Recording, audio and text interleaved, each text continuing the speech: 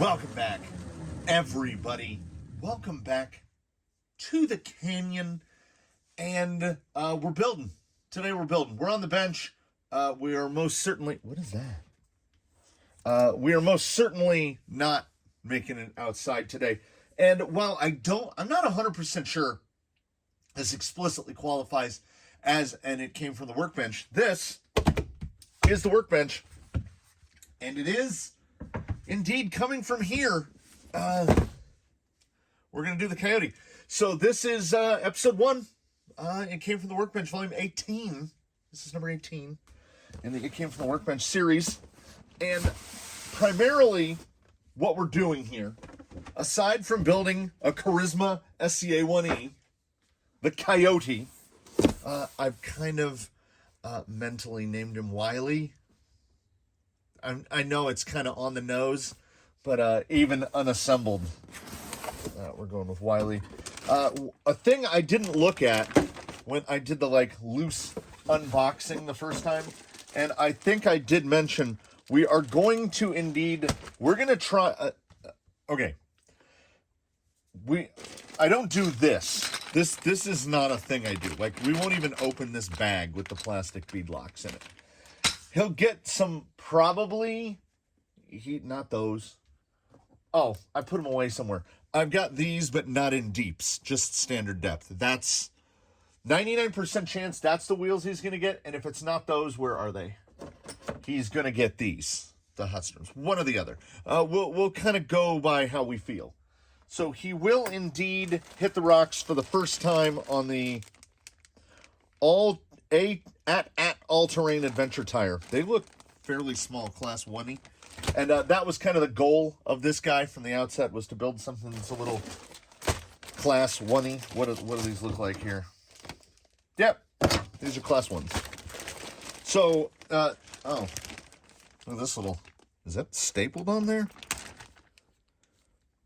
Okay. So we don't need that stuff. This is what I had neglected to look at. Yeah. Okay. They are Carisma learned from their mistakes, it would appear. The rails that were in the Vanimal, in the RTR, were actually thinner than this. These are not, these are close to 10-2, not 10-2 thick, still thinner than that. And of course, not even in the same league category or planet as what Traxxas gives us. Bag I is a bunch of random stuff. H, we try to okay, first bag is shocks. That's J. Diffs are B, G.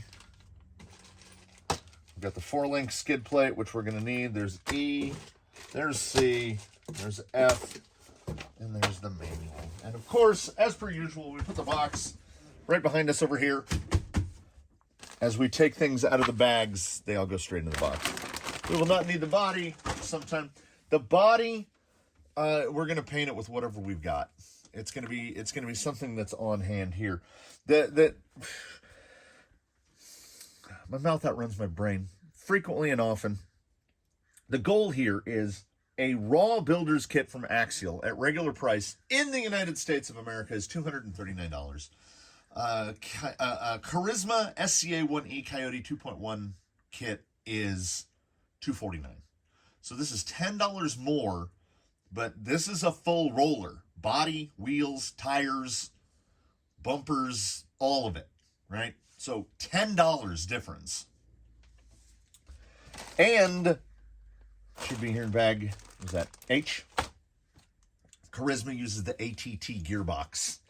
So anti-torque twist. So that's an advantage point there.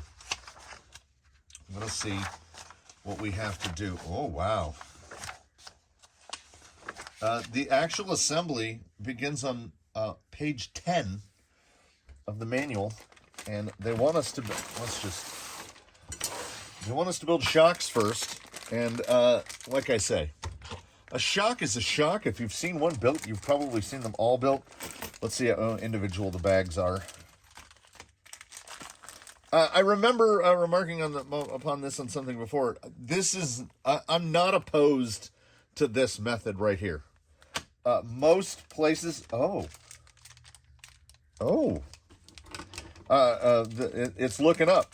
Now, okay, for frame of reference, that's a soft.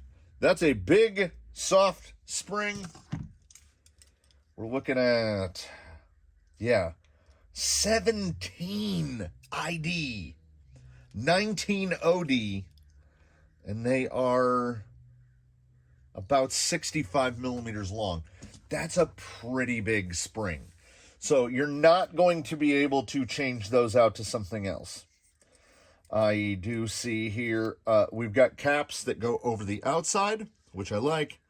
You can see a bleeder hole. And I wanted to jump ahead and carefully cut this. We are not dealing with emulsion shocks. We've got bladder shocks.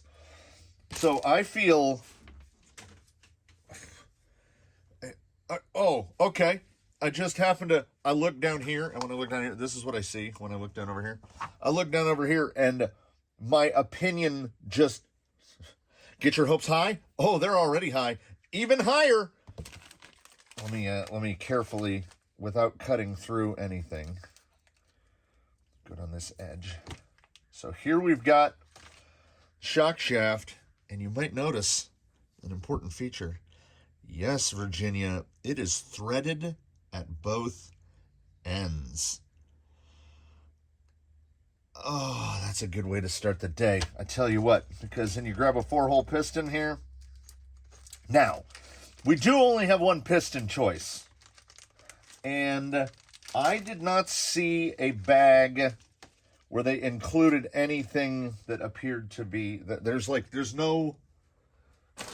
Unless it's in this big one. No. So in some kits, there'll be ones over here, like little thing of shock oil. Traxxas will give you a little greasy grease. Most places will give... Oh, there's a little tube of thread lock. That's from an Axial. Carisma? No. We don't give you any of that. That's all up to you. And honestly, that's fine. Perhaps at most I could expect or could hope for. We got a little washer. And they use different size threading at either end, so it's really easy to put them together. If we can build a shock without having to squeeze an E-clip onto it, we're having a good day.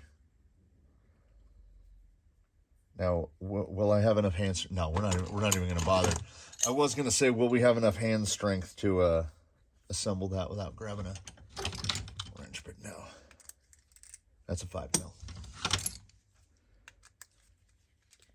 I mean, this is how every shock piston should be assembled, as far as I'm concerned, because nothing went pew and shot across the room. Now, I will say, we've got all this stuff here, and it's laid out pretty, like, we know that those go under the pistons, and we know that these are spacers, and these are seals, and there's a piston, there's the shock ends. But manual-wise, they, like, nothing is done to scale or anything. It's just get the pieces and put them together. Now, the collars are already on. The only thing I wanted to check is, do they have their O-rings in them? And they do not. So we've got to do that. I will take you along for the build of one shock. If for those folks who have never built a Carisma shock, which I imagine is most of us. That's a good land in there. That went in really nice. I do love a metal spring adjustment collar that has an O-ring in it, because it's not going to try to move all over the place. Nice bottom cap. These shocks feel well made. Good anodization. We shoot a little of the blue goo in there. I was a green slime man for many years, and I know, yes, you can buy stuff at for motorcycles. that is, I think it's for forks, and it's basically the same thing that any of these shock lubes are for, or O-ring lubes. But if you've ever had associated green slime before, the O-rings are kind of like X-rings, so they're not round. They have a square shoulder on them. They are silicone. If you've ever seen what a tube of like green slime from Associated used to come in, roughly about that size, but it would be clear so you can see the green goo inside. And instead of a thread on cap, it would have the kind of press on cap like this does. One of those little tubes of green slime would typically last an individual like 5 years. So I can't see myself driving down to Chaparral, even though it is just down the road, to buy a massive container of shock lube when that ProTech plunger, even taking into account how many vehicles there are here. Let's make sure I'm doing this right. So it goes washer, spacer one. Okay, so it uses the same spacer twice. So we'll put that in like that. Then the number one tip, if I'm giving a shock building tip, is when you tighten this on, don't tighten it on all the way, because otherwise when you insert this, you have a chance of cutting an O-ring. Then once it's in, you tighten it down all the way. It should feel... So there's... Can we get down there? So that vision, there we are, implies to us we're going to need a pretty heavyweight oil, because the piston doesn't perfectly fit inside the bore. Hey, I mean, you know what? Sometimes these things happen. Yes, always put your... And getting the rod ends on is often a little easier if you do the assembly this way, because it gets the O-ring juice on the threads, which kind of helps. It's like cutting fluid for us. We'll get that rod end on there. I want to get one of these assembled just to see, like, what is our overall length? Are they going to be 90s? They're probably going to be about 90s. Of course, I mean, when I first saw them, and assuming RTRs, because what is freshest in my mind is building the builder's kit with those terrible, fill it up with oil, 30 weight standard. Yeah, I am not, like, 30 weight. I can tell you right here, right now, 30 weight will not damp those at all.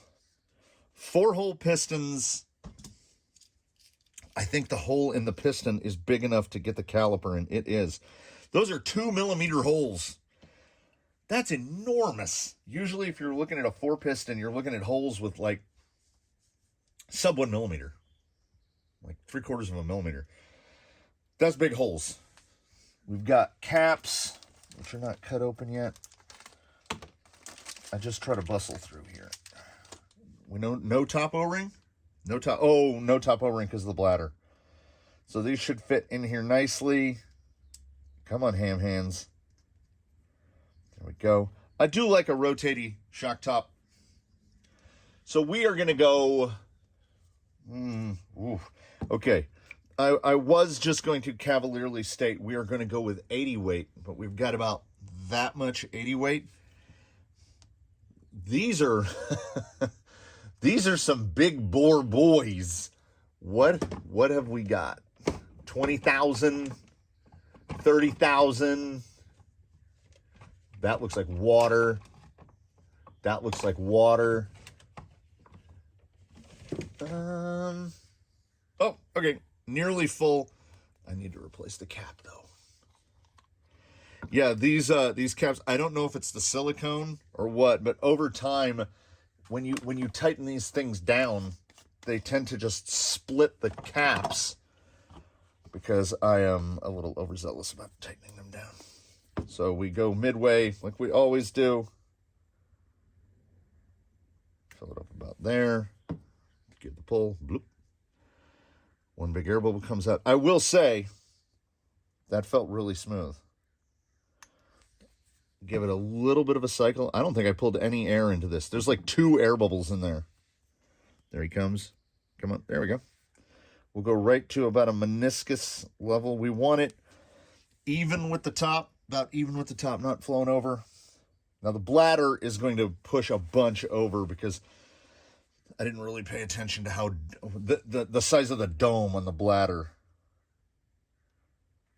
Yeah. Then the trick is you give it a little push as you cycle this up, and then pull it down, and it's like locked into place now. Whoops. This is much better building a shock off camera. I can get oil everywhere. I can drop as many parts as I want.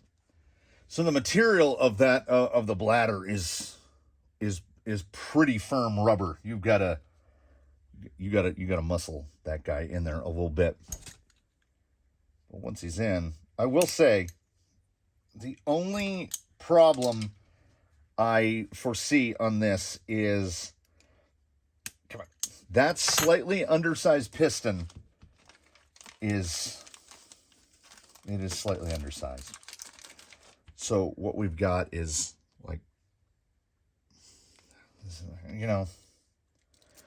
so the piston not restricting the movement of the shaft side to side means to me that we have the opportunity for the piston to move side to side inside the O-rings, and this can make things leak.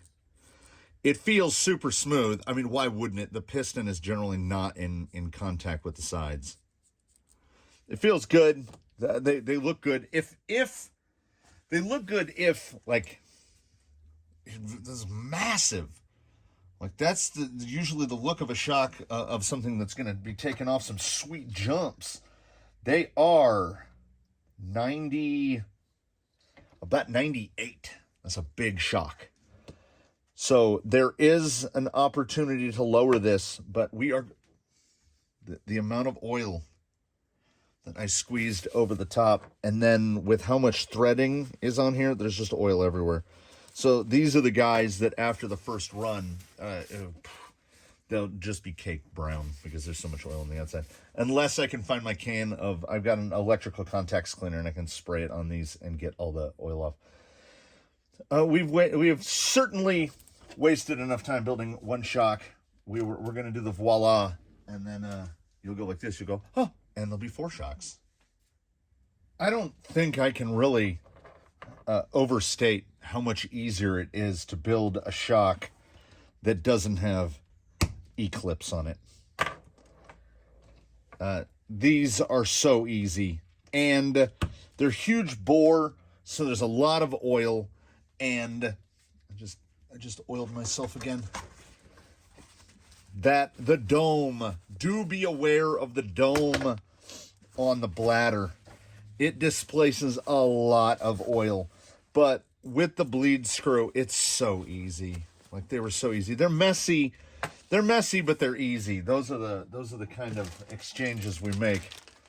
We got lock diffs here done the way a great number of people do them.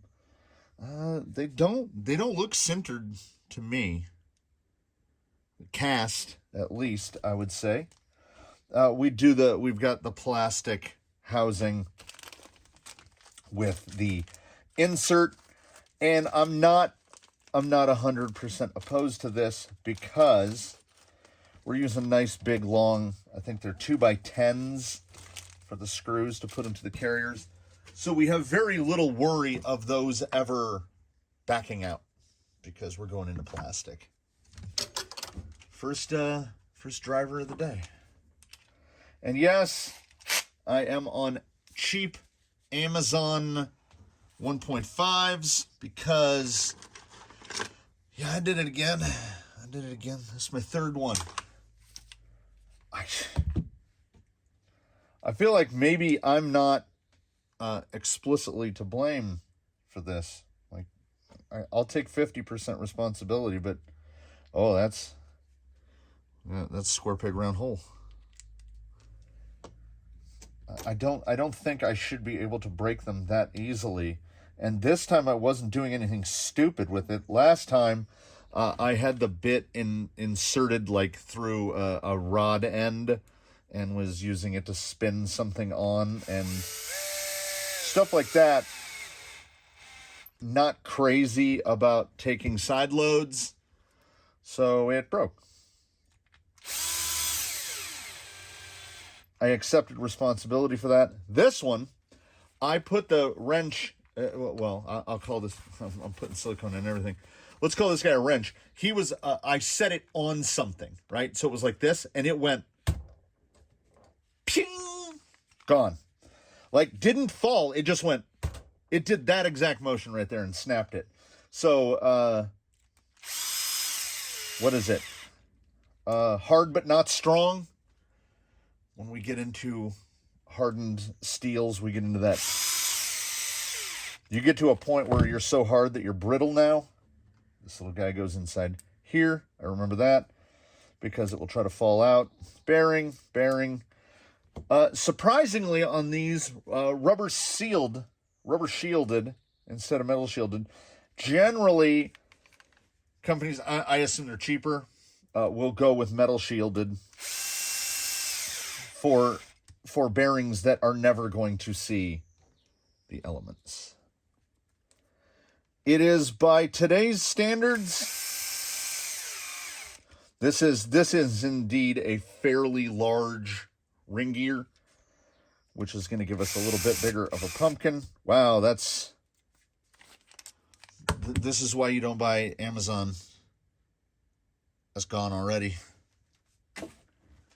That was but I'm digging. This was I got a 10-pack of these. I think it was $5.99. And I knew I wouldn't be able to get a replacement MIP for a couple days. So, also, if you're assembling one of these, don't worry about it's a maraca, because the insert slides around ever so slightly. This is pretty much exactly how like a rift spool is. Yeah, these guys are not these. I think they're UXL. The UXL drivers like this, they are not. They're not remarkably sturdy. We'll get through. What can we get through? Bag D? We'll at least get axles put together. The axles for this guy do go together in a little bit of this is kind of their own Carisma thing. There's the truss. I want to say that on some website I have seen you can get these in aluminum. And you want to let's talk about it. Like, there's a front and a rear. They didn't have to go this hard. They could have easily just given us two of these, but they want that screw. They want that wrench coming in from the same side, both sides. So props for the little stuff like that. Now, compared to a what I would call a modern axle housing, we're getting into some stuff here. I have a vague recollection of taking the Prairie Wolf axles apart. There's a lot of screws.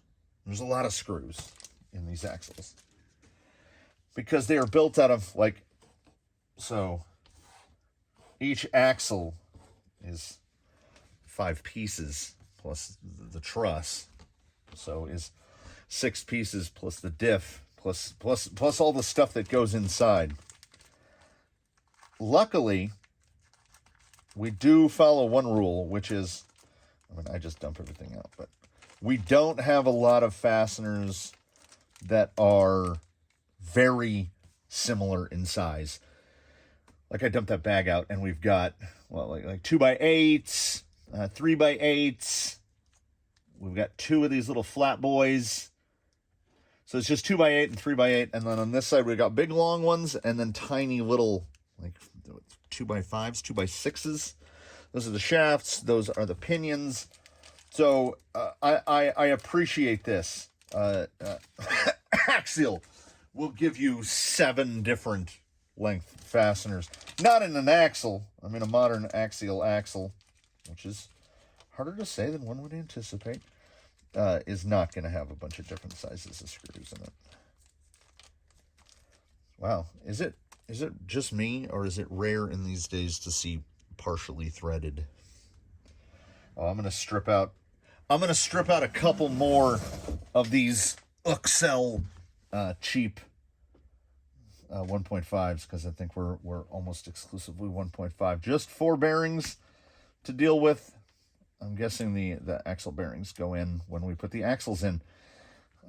These 10s or 11s. Please be 11s. 10s. 5x10s. 5x10x4, not a superb choice for a pinion bearing, because you can blow them up. But you will notice not just high pinion, but it's got like a big angle on it. So these things, one of the few, honestly, one of the few where, like, if that's the ground, we're coming up. One of the very few you will see where the output from the axle is angled up, almost as if they know that the axles are going to be lower than the gearbox, which, I mean, other manufacturers of the world, that is the case universally. High pinion is good, but this is high-ish pinion. Oh, no mention of thread lock? Yes. Where are we? Is it behind Teddy? No. Oh, I'm looking right at it. No, little guy. I have only just recently entered my life into the horror show that is purple thread lock.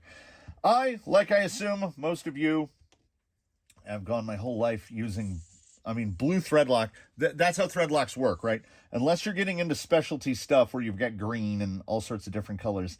The horror of purple thread lock, and purple thread lock is what they call low strength. Purple thread lock is designed for fasteners smaller than 1/4 inch. I feel safe in saying that most people are not aware of the fact that blue thread lock is intended for use. There's like a big semi-solid, you see that thing moving around in there? Can I get past it and get through this step before I have to take it apart and clean it? Yes, I can.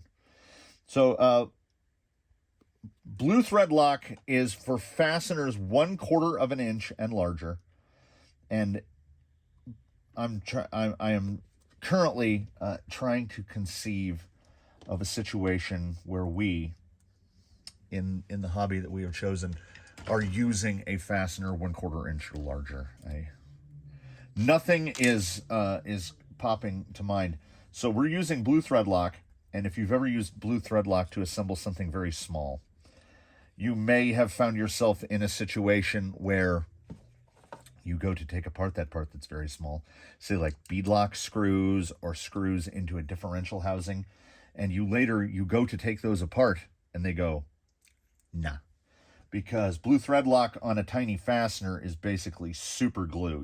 You've made it a one-timer. Sometimes it pops loose. Sometimes it doesn't want to.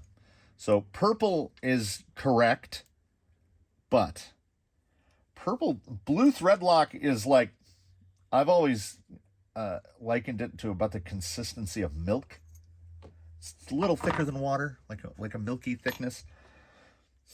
M222 purple thread locker is the consistency of maple syrup. And anything you get it on, it is anaerobic in that it cures much like other thread lockers do. But if, like, say, where's something I can show? All right, say this is a more conventional spool where you can see the screw tips come out the other side, and there would be a little shiny tip of purple on there. Even if I take this and wipe it off, I can come back to this when I'm servicing that diff like months later, right? And they'll still be like tacky, like they got syrup on them. Like that stuff does not mess around. The purple. So it is a double-edged sword for sure. Whoa, that is not loose. Oh, that is not loose. That is a good fit there. Also cast gear. We'll go cast. Now I am at one towards the end here. That is so tight.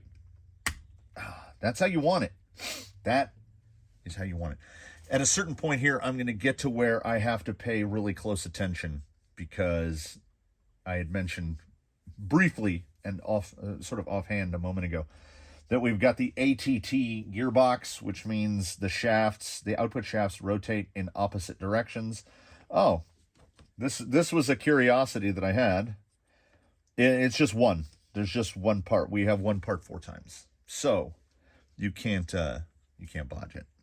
So they have us like this, and then this goes like this, like this, like that. Oh, like that. No, like that. You can bodge it. So that faces to the back, and those face the top. Oh yeah, the truss thing. That's weird. Not weird. Just it's not what I'm used to. And now, well, we'll take you in a tiny. Ah. Oh. I'm not afraid of spiders. I don't have arachnophobia or anything, but spiders have that ability to do what cats can do, but on a much like they're a lot better at it, which is you look right there and there's no spider, and then I look over here, and then when I look back over there, there's a spider, because they don't make any noise. And ever since I saw that, I don't even know what it was. Was it on a QI? I think it was on QI, where they said, like, why is there always a spider in the bathtub? Or why do you always find a spider in the sink? And I was like, I don't know, because spiders are stupid. No. A spider, here's some podcast and fill in the time while I'm doing a repetitive task. A spider is born, and it hangs out in the web, and it hangs out there its whole life. And the only time it leaves is when the spider gets the urge. So the spider has got to do the thing that spiders do to make more spiders. So the spider leaves the web, and he goes out looking for another spider. And what you have to take into account here is that spider has never been out of the web. He's never known anything else in his whole life, however long that might be. It might be 3 weeks, So he's never known anything else. So a spider doesn't fall into your sink and not be able to get out. It's not because he's a dum-dum. It's because a spider doesn't know what a sink is. His whole life has been led on that web, and he only leaves to get some, as they would say. And as I'm sure many of you know, in many spider species, that's the last thing he gets to do. So if you see a spider run through your house, now don't quotate me on this, but if I'm recalling correctly, it's a guy. Just like if a bee stings you, it's a girl. Male bees are drones, and they live inside the hive, and they don't have stingers. So if you've ever been stung by a bee, it was a lady. And if you see a spider cruising across the sofa in the living room, it's a dude. There's your useless fact for the day. And if your brain works at all like mine does, we're going to have to... Oh, wow. For no grease, that's really nice. We got just the right amount. Yeah, that feels quite good. Good job, Carisma. Now, this is what I had mentioned. So that is a front axle, and then this is a rear axle. So unlike pretty much... Oh, I was like, why does that feel so sloppy? Unlike pretty much every other axle we assemble, they go like that. They are mirrored. And I guess it doesn't actually, does it matter? I don't know if it matters. It says in the book, it says front axle, rear axle. But I mean, if we did that, isn't that the same thing? They're still rotating in the opposite directions. Not 100% sure it matters. Let me grease those. I feel like this is a perfect moment to make a cycling reference, which is I was and still am to a degree. I was a chain waxer. I rode a lot of miles, and I tried many things, and I found that hot waxing the chains was the best way to go. A lot of time I use stuff like Squirt and Smooth because it's a wax and it works almost as well. I would use it to refresh in between waxing. Waxing involves taking the chain off, and I have a bunch of those tiny little crock pots, and they're filled with wax. And I went through several years of like perfecting a blend of wax and other stuff, moly powder, Teflons, additives, to make a long-lasting, less dirty chain wax, because when you have to ride a lot and service a lot of bikes, regular chain oil is not an option. It just gets everything filthy. And I'm kind of getting into that same thing now. Now I just buy hot wax beads like you'd buy to make a candle. And I dump them in the crock pot, I heat it up, I drop a chain in, boom. It sits for about 10 minutes. You pull it out, boom, bish bosh, you've got a wax chain. But I went through doing all these mixes, and that's kind of where I am now with axle stuff. You'll see in here, there's CRC braking caliper all caked in there. And then I will brush a layer of Mobil 1 synthetic onto the ring. And then as they work together, they will get all blended up. It has shown to be, and it could be, I don't know how much placebo is involved here, but it has proven to be, at least so far, oh, you're kidding me. It has proven to be pretty good. So we will almost undoubtedly arrive at something else.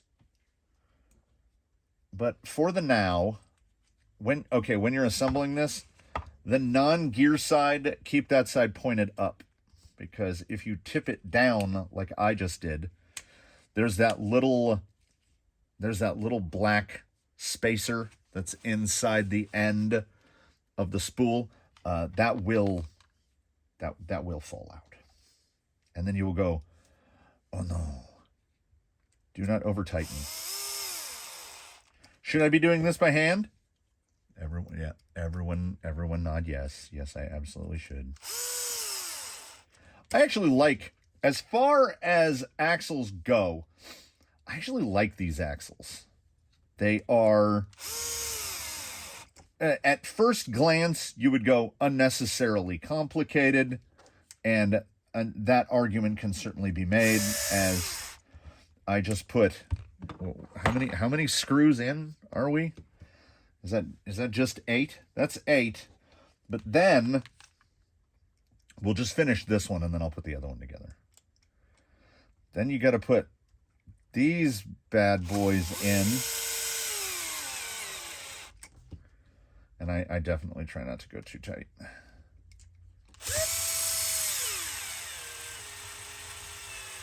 When I am screwing these in, we go a little bit by feel and a little bit by look. I am looking at how open the seam is right there.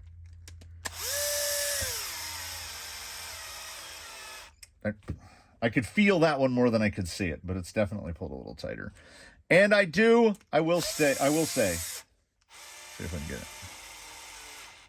You can actually see a little bit of grease spoop out. I like how round they are on the bottom, and with the way that they're assembled, all we have left to do now is slap the cover on which goes on, feels good, man. And I think they're tiny little tinies. Yeah. Turns out these are M2x4.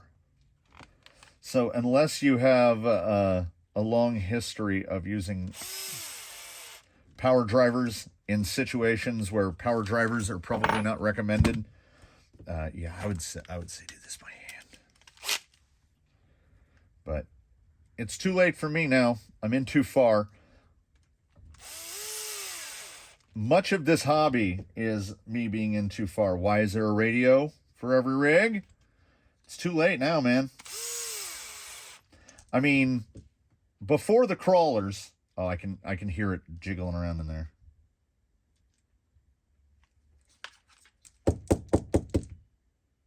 I did what I said not to do.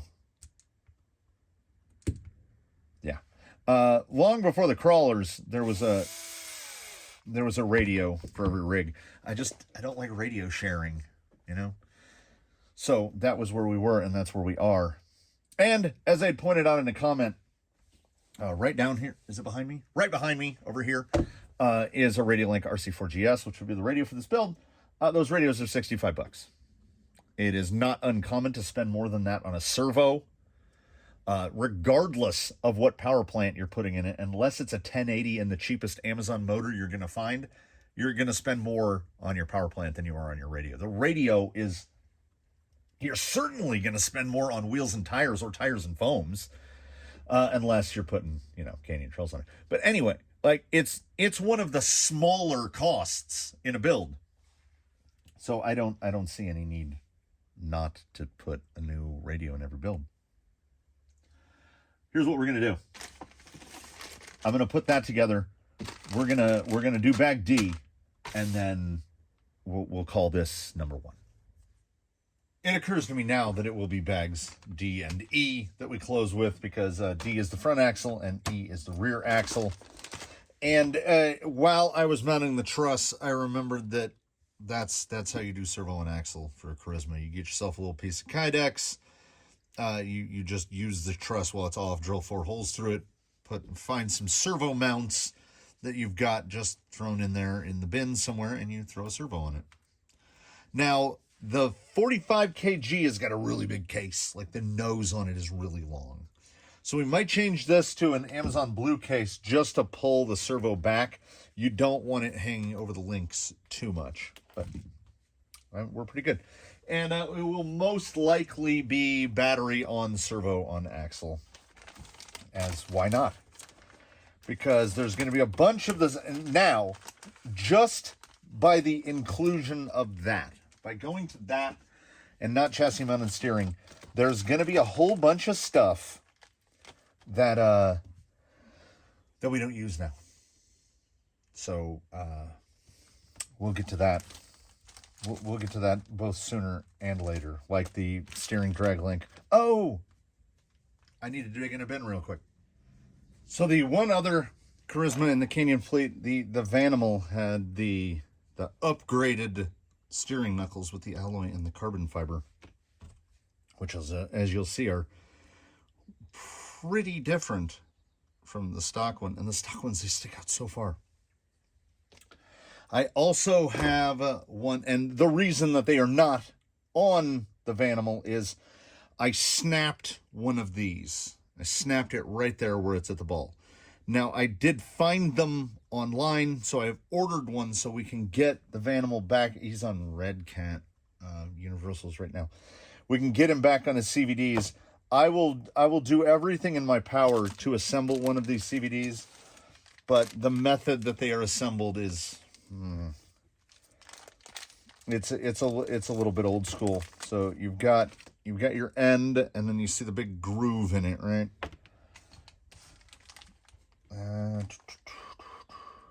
Where are we? No. Where are we? There should be 2 little barrels and 2 little pins.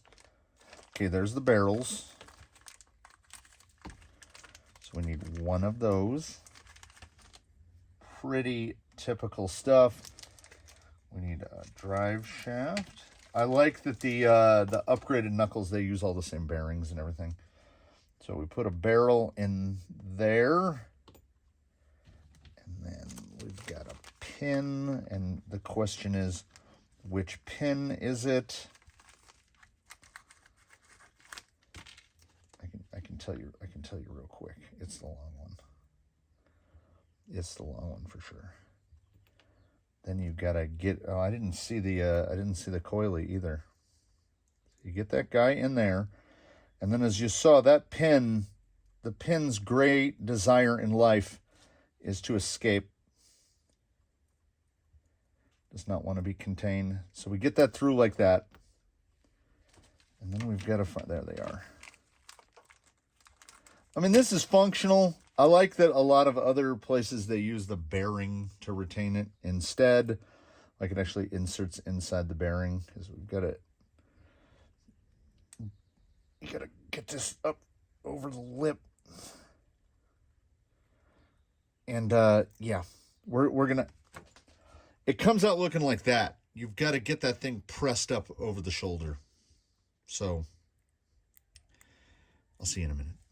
As I was getting a step further into including these, my recollection refreshed, which is that those parts are packaged in the hell dimension and shipped directly to us, in that they use a bushing, like a hat bushing similar to that. Not this one. They use two hat bushings that insert from the inside, and they effectively space this out over the knuckle, over the C-hub, and you can see the amount of space, right? So this is the passenger front side. That's the side that has a little metal bushing that just wants to fall out every time you turn the axle. So you have to try to insert the axle, and the bushings are inserted from the inside. So you have to hold it perfectly level like that. And then as you're trying to insert it, the bushing just wants to fall out, right? Then you have to keep rotating this to try to get it to interface. And then once you get it in, you cannot, well, I'll show you right now. You cannot have these screws in. It uses M3x6s, which when they're tightened all the way, they go in far enough that you can't insert the axle. So you have to insert it with basically, well, you can kind of get them set in a little bit, but you have to assemble it like you're doing this, but you can only hold it at that angle, and if it goes like that, one of the bushings falls out. So you kind of, you gotta, it's like picking a lock. And then you can manage to get the thing in, maybe. No. There we go. I had to use my, I had to press it against my chest to be able to get it in.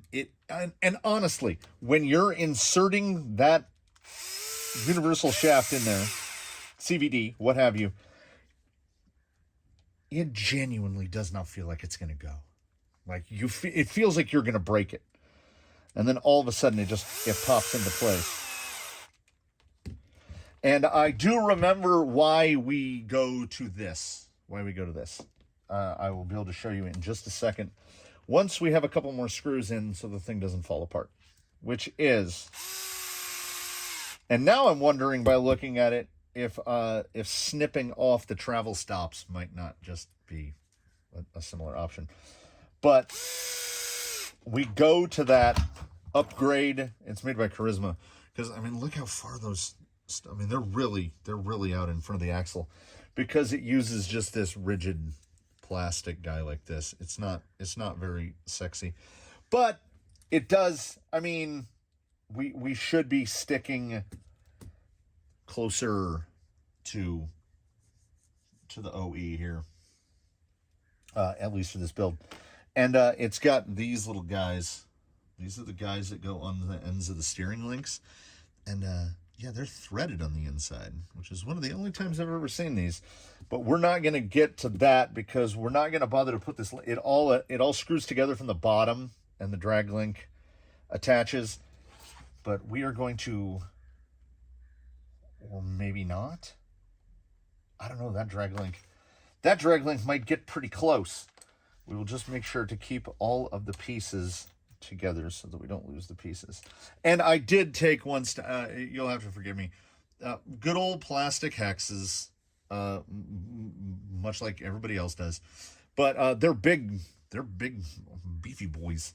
So just replaced them with brass ones that I already had that are the same exact size. So those just slapped right on. I no apologies there. I make every effort to avoid plastic wheel hexes whenever possible. Now this is your typical SCX10 style here with the, what do they call it? I never know what these are called.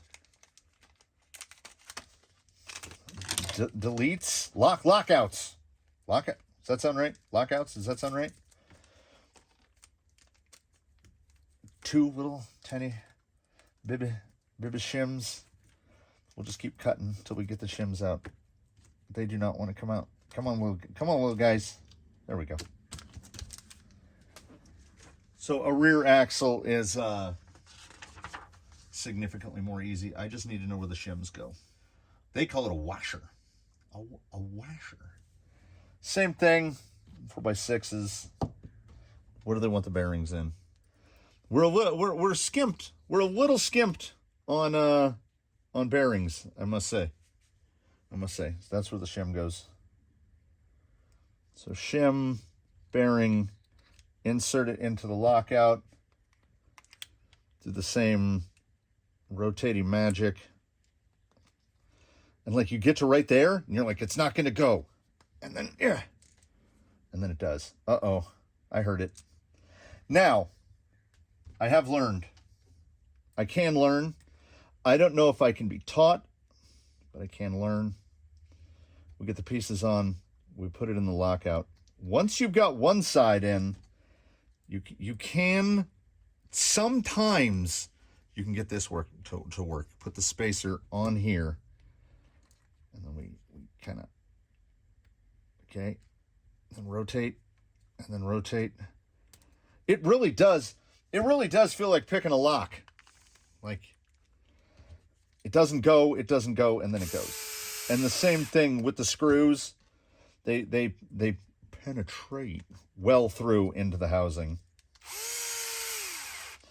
It's like building any other axle except for the parts where it isn't, like toward me. I don't know, personal preference, but I think I would have those screws fore and aft, not top and bottom. Just because if we can avoid a situation, I forgot to get the other two hexes out. If I can avoid a situation where I'm going to drag a bolt across rocks all day, I will do that. All right, let's get this axle together. And then, you know, what I tend to do in these situations, and I'm sure if you've been here, you've witnessed, is I tend to go a little overboard. I feel like I'm getting better, you know, in handling these kinds of things. There was a time where that focus, I would sit down and be incapable of doing anything other. These go in the plastic hex bin because I can't throw them away. I don't want to use them, but I also can't throw them away. There was a time where I would come out here to do this and I would not be able to stop until it was done.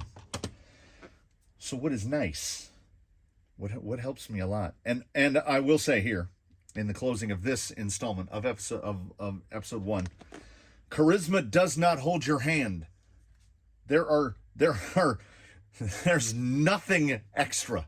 They don't give you an extra O-ring. They don't give you an extra washer. They don't give you an extra nut. They give you an extra nothing. So you better be on it. In the next one, bag H is the gearbox. And then we go into I, J. Then we're putting it together. I would also like to point out when we get to G. Yeah, metal center drive shafts. Nice. So we will get to that. Links and F. We will at least get the gearbox. You know, I don't know. I don't know. We'll see.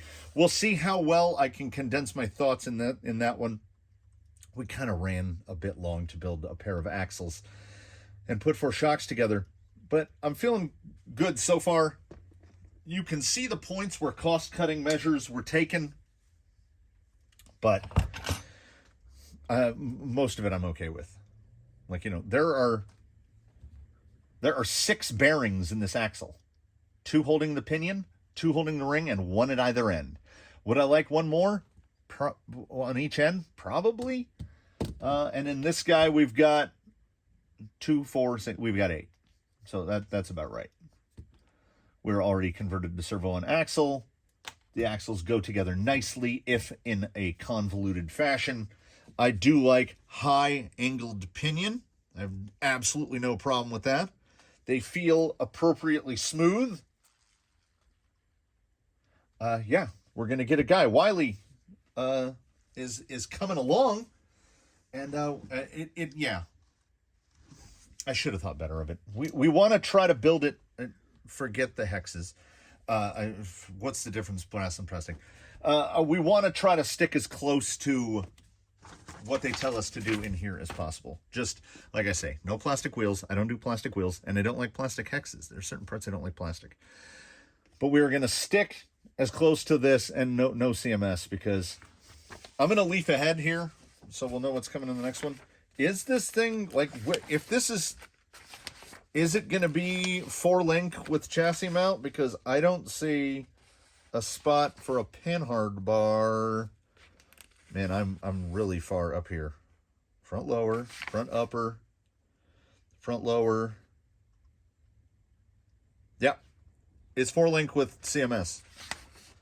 And the only place you can actually tell is in this picture right here, way up on page 26. I can see the hint of the other link in the background. So 4-link with CMS. So the only thing we're really changing in the front end is I'm going to have to assemble some braces to get rid of. Where's a better picture of it? Of that, the combo unit. The servo / battery. There he is. To get rid of that guy. Because this guy makes it so you can only run a 540. Because that comes back far enough that it hits it. And so. Next time, we should get to the point where, the gearbox is not that difficult to assemble. I want to go through it so you can see what a reverse transmission looks like. They do sell them in regular 10-2 boxes. When I was searching around doing the stuff for the Econo boxes, I found a proper. It adds 2 more gears to make an ATT, where the gear. You'll see when it's together that the shafts rotate in opposite directions. It's pretty cool. So we're gonna get going on this guy. Parting question. We like to throw in a parting question. What color should we paint it? What do we got? Full can of copper, enough green, still sealed can of blue. That might be enough metallic purple. And in the big boys, we've got charcoal gray, tan, light gray. That's like primer gray, silver, and black. I just want to use something that we've got here. So there are our choices. His name is Wiley. So part of me wants to be like, tan. Or the copper. I like the color of this copper, but I don't know. If there are enough comment in the comments if I should just make it a poll. Because I'm thinking we're probably just going to paint it on the inside. This guy's going to be a little bit more of a test rig. He's going to be a little bit like Baseline. So we're not going to go all the way in on a full patina and everything. This guy's going to be a workhorse. He's going to, much like Baseline has, he's going to get his patina naturally by being beaten on rocks while testing all of the Class 1 tires that I'm looking forward to testing. I want to try, all of the Duratrax Class 1s. The Pivot, Ascend, all of them. I want to try all of those. So that's what we're going to have to look forward to after he's built. And if you guys pick me a color, I can paint the body and then it'll just be ready. Because why I'm saying we're just going to let it patina naturally, it comes with the full, there's the grill, it's got bumpers, it's got all the little bolt-on bits and bobs. We're just going to paint him, and then we're going to run him. And as his stock wheels just look like this, now I'm leaning towards the silver. So keep in mind this wheel. So help me out there. And with that, I thank you so much for watching. Please, please, please, please, please do comment below. Like if you liked it, subscribe if you haven't, do consider channel membership, etc., etc. This went longer than anticipated. I look forward to seeing you in the next one, which will inevitably go longer than anticipated. And in between right now, when this is occurring, and then when that is occurring, please, one and all, do your very best. Have a good one, everybody. We will see you in this one or that one, or whatever it may be.